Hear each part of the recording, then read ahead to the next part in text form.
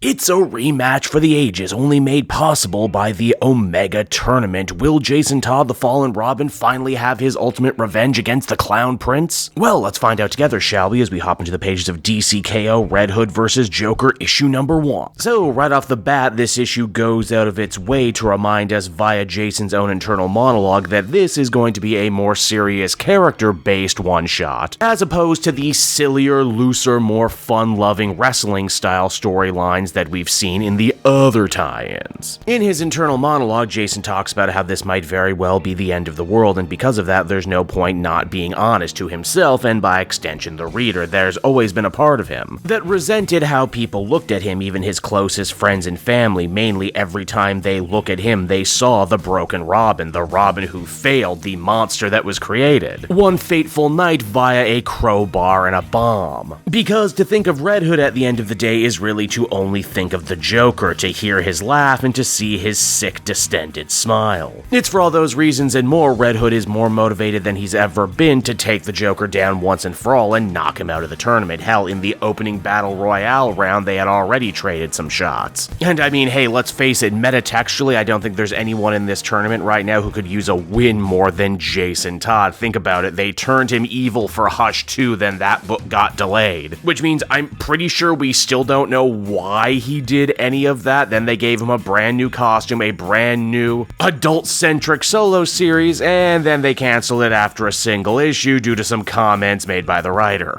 Keep in mind, the longest-running Red Hood series is still the one written by a famous sex pest who everyone in the industry knew was a bad guy, but I digress. Now, like everyone else in the tournament, Jason was allowed to bring one super weapon along with him to help give him an edge. The other heroes picked things that they thought could help them when it came time to fight each other, but Red Hood, as always, thought differently. He thought outside the box. All the villains were supposedly locked up in the Phantom Zone, but in the back of his mind, Jason just knew that somehow, someway, the Joker would find a way to end up inserting himself into the proceedings. It's because of that Jason has chosen to arm himself with an experimental chemical gun. Personally, developed by Batman in hopes of reverting the Joker back to his human, sane form. And hey, speaking of chemicals, it might have taken you a minute to notice, but the actual venue for this first of 3 battles just so happens to be the old Ace chemical plant. Red Hood and Joker traded shots early on before eventually the clown decided to slink away, forcing Jason to give chase. After all, probably the Joker's greatest edge in combat is his unpredictability. It looks like Mr. J is going to get the drop on Jason from above, only to get shot with the experimental gun. Here's the thing though, Jason was sure to modify this thing before the fight. As far as he's concerned, the Joker doesn't deserve to be returned to his human form, to be made sane again. Instead, Jason went out of his way to pump the gun full of the chemicals that birthed the Joker back at Ace Chemical that fateful night. The plan is to actually have the Joker OD in as much pain as possible, and you know what, for a second there, that plan might actually have ended up working, if not for the fact that the Joker also got to bring some party favors into the match, including a couple Joker bombs that knock poor Red Hood into the acid, forcing him to undergo his own Jokerization, though the OG Clown Prince says that his transformation was 1 in a billion. It's just one of the many things that makes him so special. Before Jason very sadly ends up melting away, ending round 1 in the Joker's favor. Now, round 2 is where things get really interesting. Here, everyone is allowed to change their costume, and Jason doesn't even think twice, taking on his old Robin guise. And because the Omega Tournament loves a little bit of irony, the venue also changes to be the dingy warehouse from Death in the Family. This basically means after all of these years of trauma and suffering, Red Hood is finally able to restage the darkest night in his life, only this time, he's not holding a damn thing back. He even says in his internal monologue that maybe one of the reasons he did lose and did die that night is because he so didn't want to shame Batman by killing the Joker that it actually put him off his game. Well, Red Hood's a lot older now, certainly doesn't care what Batman thinks about him,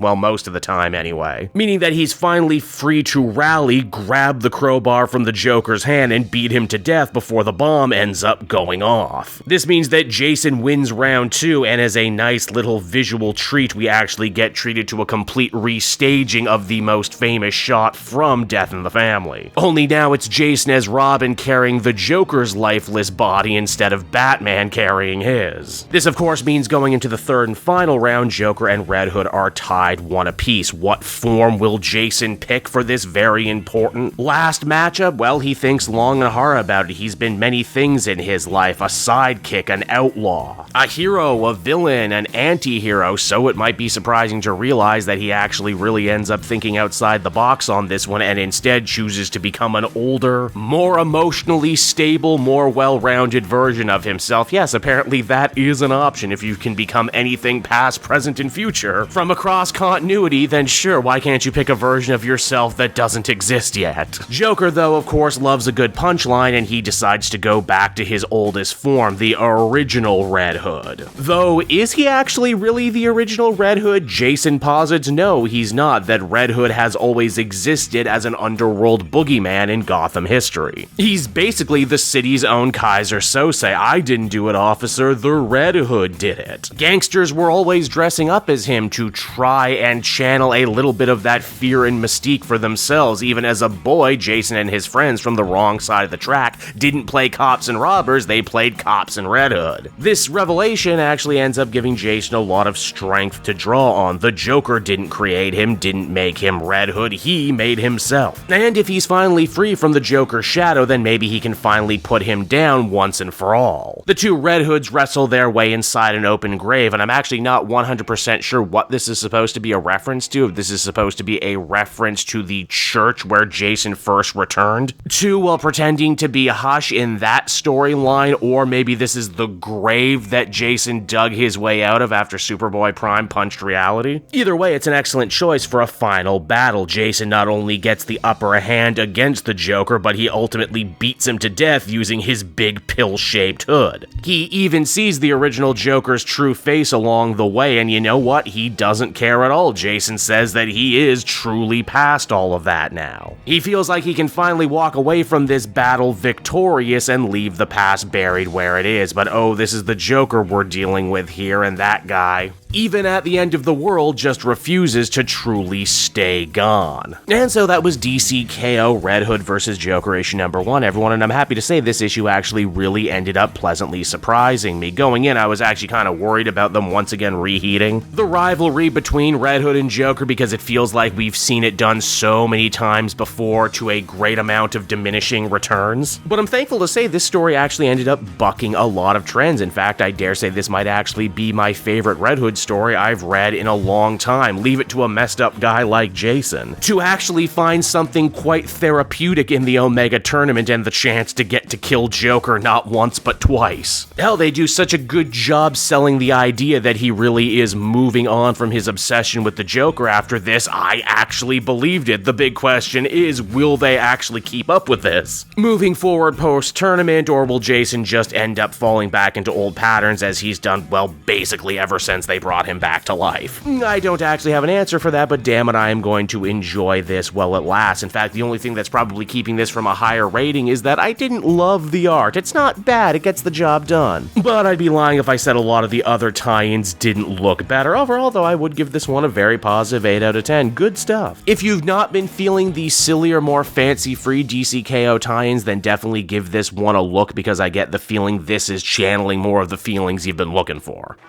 Hey there everyone, it's your pal Cape Joel again, and if you're seeing my face right now, that means you watched to the end of the video, and I'll always be grateful for that. Retention helps in this crazy YouTube game, and so does becoming a patron. If you head on down to the description, you can find a link to my Patreon page. Recently just redid all the tiers, a lot of cool stuff offering up there, exclusive commentaries, exclusive polls, behind the scenes concept art for Capes and Quest. That's the brand new D&D show I've started soon. Never been a better time to become a patron. You can become a patron for as little as $1 a month and help the channel grow, and help me continue to deliver content like what you just saw. So I want to thank you all, and I will see you again next time. Bye bye.